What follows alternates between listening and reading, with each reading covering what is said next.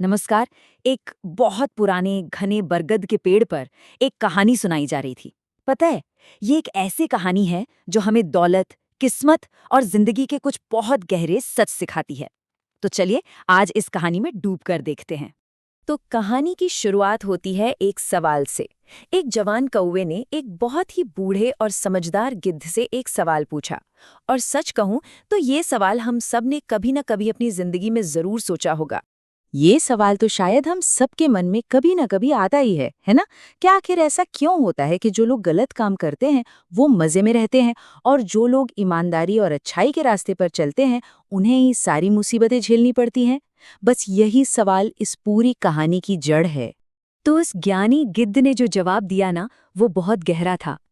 उसने कहा, देखो, असली गरीबी पैसे की कमी नहीं होती, असली गरीबी तो संस्कारों की कमी होती है। उसने समझाया कि 4 चीजें ऐसी हैं जिनके बिना धन दौलत मतलब लक्ष्मी कभी किसी के घर में टिकी नहीं सकती। और इन 4 चीजों को समझाने के लिए उसने एक कहानी सुनाई। तो ये कहानी है 2 भाइयों के। पैदा एक ही घर में हुए, एक ही आंगन में खेले कूदे, लेकिन दोनों के स्वभाव में अरे भाई जमीन आसमान का फर्क था। उनके रास्ते बिल्कुल अलग थे। तो एक तरफ था बड़ा भाई धनपत, गांव का सबसे अमीर आदमी। पैसा इतना कि कोई हिसाब नहीं, लेकिन दिल में दया नाम की कोई चीज नहीं थी। बेहद घमंडी और कंजूस। और दूसरी तरफ था उसका छोटा भाई सोहन, जिसके पास पैसे तो नहीं थे, लेकिन उसका दिल सोने का था। भगवान पर अटूट विश्वास और सबसे प्यार करने वाला। और फिर वक्त ने एक ऐसी करवट ली, एक ऐसी परीक्षा सामने रखी जिसने दोनों भाइयों को उनकी हदों तक आजमा लिया। गांव में एक बहुत ही भयानक अकाल पड़ गया। जरा सोचिए, सोहन की हालत, जो रोज कमाकर रोज अपने परिवार का पेट भरता था, अकाल की वजह से उसका काम धंधा सब बंद हो गया। 3 दिन, पूरे 3 दिन घर में चूल्हा तक नहीं जला था। उसके बच्चे भूख से बेहाल थे। किसी बाप के लिए इससे बड़ा दर्द और क्या हो सकता है? अब इसी बेबसी में लाचार होकर अपनी पत्नी के बार बार कहने पर सोहन अपने बड़े भाई धनपत के पास पहुंचा। अपनी सारी इज्जत एक तरफ रखकर सिर्फ अपने बच्चों के लिए वो मदद मांगने गया था। उसकी आवाज में कितनी उम्मीद और कितनी मजबूरी थी। लेकिन धनपत, उसका दिल तो जैसे पत्थर का था। उसने मदद करना तो दूर, सोहन की बेइज्जती की, उसे ताने मारे और बेरहमी से ठोकर मारकर अपनी हवेली से बाहर निकाल दिया। बोला कि तेरी गरीबी तेरे कर्मों की सजा है, दोबारा अपनी मनहूस शक्ल लेके यहां मत आना। इस जिल्लत के बाद सोहन मानो टूट ही गया। वो घर भी नहीं गया, सीधा एक पुराने से मंदिर में जाकर भगवान से लड़ने लगा, चिल्लाने लगा, कहाँ है तेरा इंसाफ? क्या यही न्याय है तेरा? उसका जो अटूट विश्वास था ना, वो उस दिन हिल गया। उसे लगा कि सच में इस दुनिया में भगवान नहीं है। और कहते हैं ना, जब सब रास्ते बंद हो जाते हैं तभी कोई चमत्कार होता है। ठीक उसी निराशा के पल में एक दिव्य महात्मा वहां आए। उन्होंने सोहन को एक छोटा सा मिट्टी का बर्तन दिया और कहा, ये अक्षय पात्र है। उन्होंने आशीर्वाद दिया कि जब तक तुम्हारे मन में दूसरों की सेवा करने का भाव रहेगा, ये बर्तन कभी भी खाली नहीं होगा। उस एक रात के बाद कहानी पूरी तरह से बदल गई। बस 1 साल, और 1 साल में दोनों भाइयों की किस्मत 180 डिग्री घूम गई।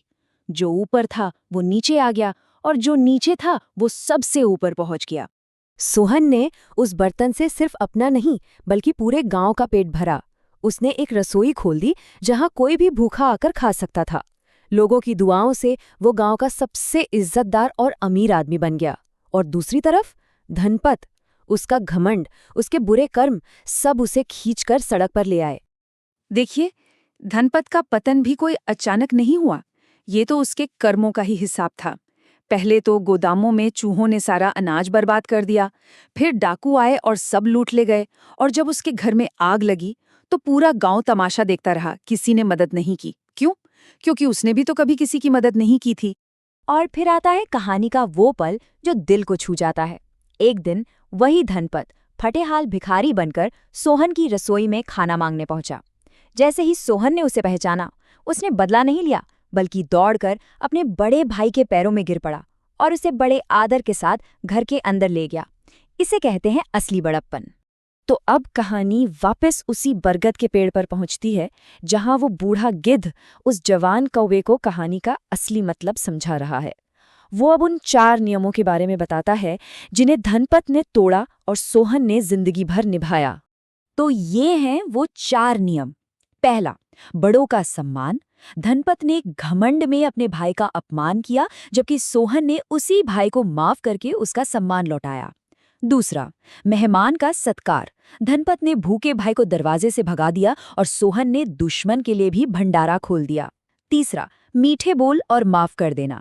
धनपत की कड़वी जबान ने उसे अकेला कर दिया और सोहन के माफ करने वाले स्वभाव ने उसे महान बना दिया। और चौथा, भगवान पर अटूट विश्वास, जिसने सबसे मुश्किल घड़ी में भी सोहन का साथ नहीं छोड़ा। तो आखिर में ये कहानी सिर्फ कहानी नहीं है, ये एक आईना है। ये हमें रुक कर सोचने पर मजबूर करती है कि हमारी जिंदगी के ये 4 स्तंभ कितने मजबूत हैं। बड़ों का सम्मान, मेहमान नवाजी, मीठे बोल और विश्वास। इनमें से कौन सा स्तंभ हमारे घर में सबसे मजबूत है और किस पर हमें थोड़ा और काम करने की जरूरत है?